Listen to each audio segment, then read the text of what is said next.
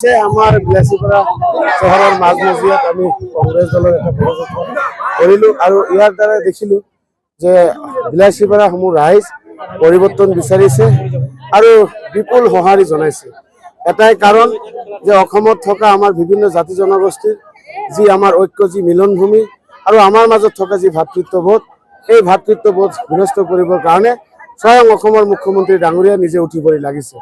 গতিকে বিলাসীপাড়া সমষ্টিৰ ৰাইজ সজাগ, সচেতন আৰু আমি ঐক্য, আমি সমমৰ্যাদাৰে জীয়াই থাকিব বিচাৰো।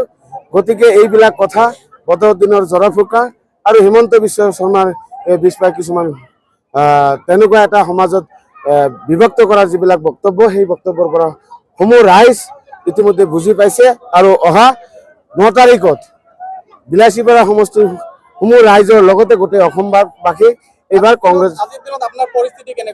ইতিমধ্যে দেখিছে পৰিস্থিতি এনেকুৱা পৰিস্থিতি যে বিলাসীপাড়া সমূহ ৰাইজে আৰু বিভিন্ন জাতি জনগোষ্ঠীৰ যি মৰম আৰু আশীৰ্বাদ পাইছো, ইয়াৰ দ্বাৰা নিশ্চিত যে বিলাসীপাড়া বিধানসভা সমষ্টি এইবাৰ কংগ্ৰেছ দখলত। ধন্যবাদ।